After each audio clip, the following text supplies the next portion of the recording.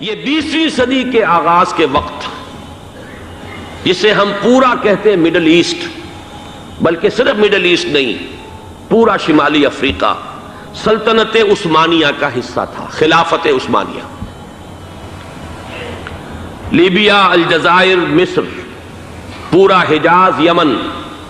پورا عراق، شام، اور یہ شام ہی کے حصے ہیں در حقیقت، اردن اور لبنان، یہ سب، یہ شام عرب، عراق عرب، یہ پورا علاقہ خلافت عثمانیہ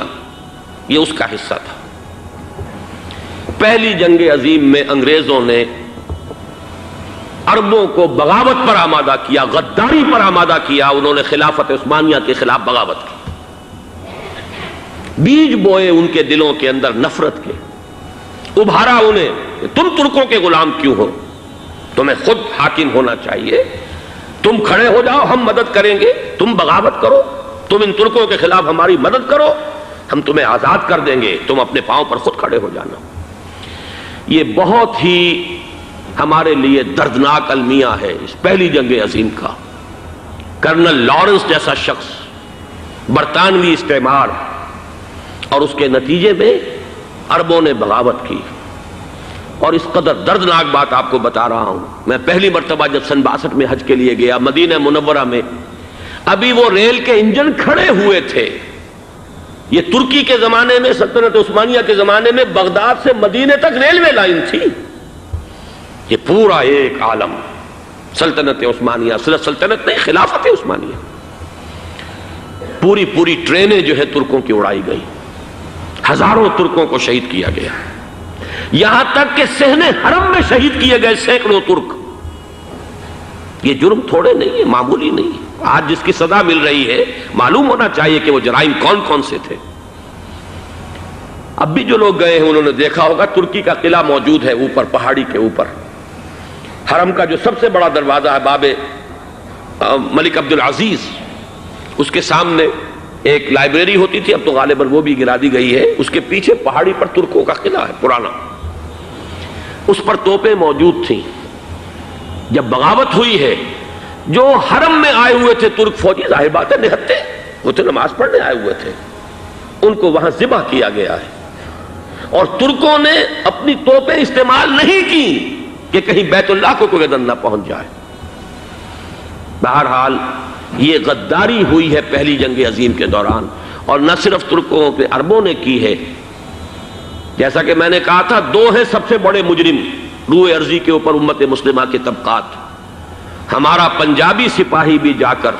انگریزوں کی مدد کر کے ایلن بی کو قبضہ جو لے کر دیا بغداد کا، اس میں ہمارے مسلمان پنجابی سپاہی بھی شامل تھے۔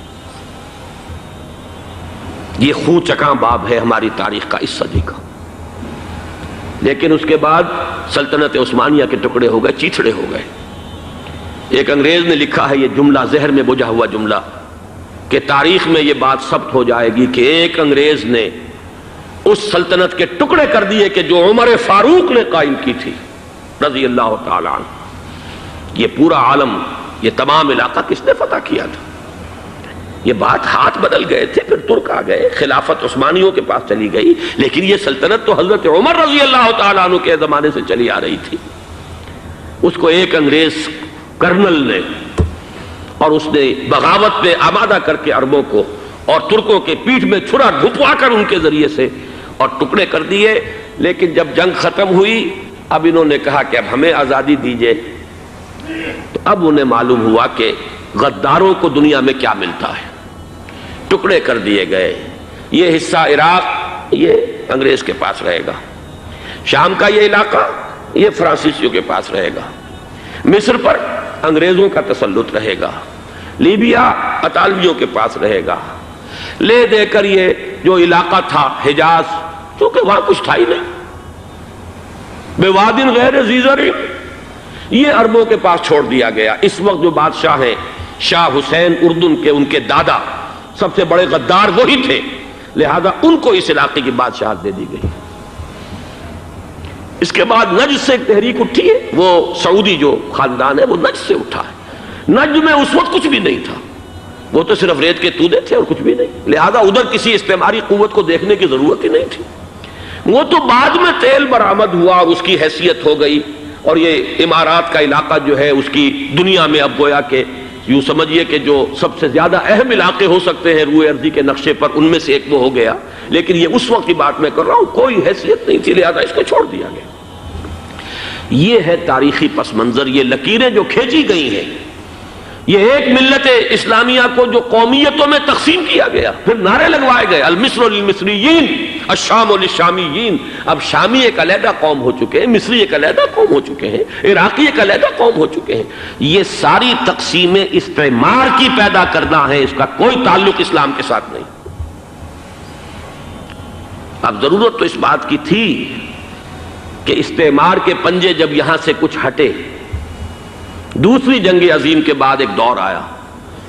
امریکہ ابھرا ہے دنیا کی عالمی سطح پر سیاست میں،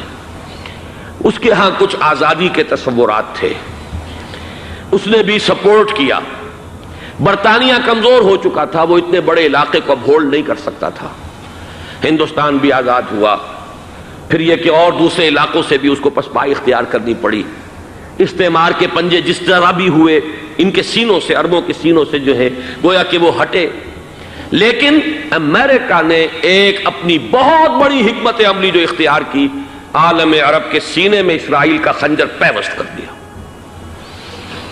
تاکہ یہ کبھی آزاد نہ ہو جائیں، ہمارے انگوٹھے تلے رہے، ہماری پالیسی گورن کرے۔ یہ استعمار کا دوسری جنگ عظیم کے بعد، جہاں برطانوی استعمار، فرانسیسی استعمار رفتہ رفتہ یہ ہٹنے شروع ہوئے۔ صدر ناصر نے انگریزوں کو اٹھا کر پھینکا میڈیٹرینین میں اور دوسرے جگہوں سے، الجزائر نے آزادی حاصل کی فرانس سے، اطالویوں سے جو ہے لیبیا والوں نے آزادی حاصل کی، یہ ہو گیا، لیکن ایک خنجر پیوست کر دیا گیا اسرائیل کا سینہ عرب میں۔ اس صورتحال میں ظاہر بات ہے کہ ایک تو بڑی آئیڈیل پوزیشن تھی کہ پورا عالم اسلام متحد ہو، لیکن وہ تو بہت دور کا خواب معلوم ہوتا ہے۔ علامہ اقبال سے بڑا کوئی نقیب نہیں ہے ملت اسلامی کی وحدت کا۔ ایک ہو مسلم حرم کی پاسبانی کے لیے، نیل کے ساحل سے لے کر تا بخاک کاشغر، لیکن انہیں بھی اپنے لیکچرز میں کہنا پڑا کہ اس وقت جو صورتحال ہے، پورے عالم اسلام کی ایک وحدت بن جانا تو تقریباً ناممکن نظر آ رہا ہے۔ اگر کسی طرح ایک common wealth of Muslim nations وجود میں آ جائے تو بھی بڑی کامیابی ہوگی،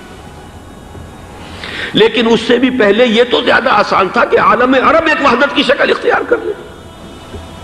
یہ تو ایک قوم ہے، اکثر و بیشتر ایک نسل یا زیادہ دو نسلیں کہہ دیجئے، شمالی افریقہ میں بربر نسل بھی ہے، باقی تو سب عرب ہیں۔ یہ پورا عالم ایک نسل، ایک زبان، پورے اتنے رقبے کے اوپر بولے جانے والی ایک زبان، یہ تو ایک ہو جائے۔ افسوس یہ ہے کہ اس کا ایک ہو جانا، ایک شخصیت ابھری تھی جو مذہبی مزاج کی شخصیت تھی، جو دینی مزاج کی حامل شخصیت تھی، اگر اس کی قیادت میں عالم عرب متحد ہو جاتا تو واقعتاً ایک بہت بڑا جو ہے مرحلہ وہ طے ہو جاتا پوری عالمی ملت اسلامیہ کی ایک وحدت اختیار کرنے کا۔ وہ شخصیت تھی شاہ فیصل شہید کی، اور اس لفظ کے ساتھ ہی آپ کے ذہن میں آ گیا ہوگا کیوں انہیں شہید کر دیا گیا، کس نے کیا کرایا، کہاں سے تعلیم حاصل کر کے آیا تھا وہ جس نے شہید کیا شاہ فیصل شہید کو، اس کی گردن پر کون سوار تھی، وہ یہودی لڑکی کے جس کے فوٹو بھی شائع ہوئے، ایک گردن پر اٹھائے کھڑا ہوا شہزادہ اپنی ایک یہودی دوست کو، لڑکی کو، اور وہی ہے کہ جس نے جا کر پستول سے شہید کیا ہے۔ جان میں اچھی طرح جان لیجئے، جیسے بارہا میں نے عرض کیا ہے کہ حضرت عمر کو شہید کرنے والا کہنے کو ابو لولو فیروز تھا، لیکن اس کے پیچھے پورا ایرانی نسل پرستی کا جو پورا پس منظر ہے، اسے تو ہر شخص جس کی ذرا بھی نگاہ جو ہے جو صرف منظر کو نہ دیکھ رہی ہو، پس منظر کو بھی دیکھنے والی ہو، وہ تو جان لے گی کہ ابو لولو فیروز ایک فرد کا نام نہیں تھا، وہ ایران کا انتقام تھا عالم عرب سے۔ بالکل اسی طریقے سے یہ امریکی استعمار کا ہتھ کنڈا تھا، اسے محسوس ہوا۔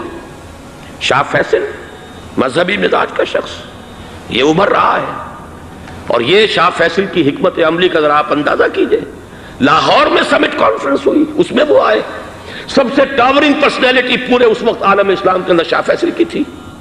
اور وہ گویا کہ ایک بہت ہی جس کو کہا جائے کہ ایک بہت ایلڈرلی، ایک بزرگانہ ایک شخصیت جو ہے، اور انہوں نے اپنی دولت کے دروازے، عرب میں وہ مشہور تھے کہ نہایت خسیس اور بخیل انسان ہے، اس لیے کہ وہاں وہ خرچ کرتے تھے حساب کتاب کے ساتھ، لیکن ان کے خزانے کھلے ہوئے تھے عالم اسلام کے لیے، ادھر بھی مدد ہے، ادھر بھی مدد ہے، ادھر بھی کام ہو رہا ہے، ادھر بھی کام ہو رہا ہے۔ پھر انہوں نے تیل کا ہتھیار استعمال کر کے ایک دفعہ امریکہ کو دن میں تارے دکھا دیے تھے، لہذا ان کا ہٹایا جانا سین سے یہ امریکی استعمار کے لیے لازم تھا۔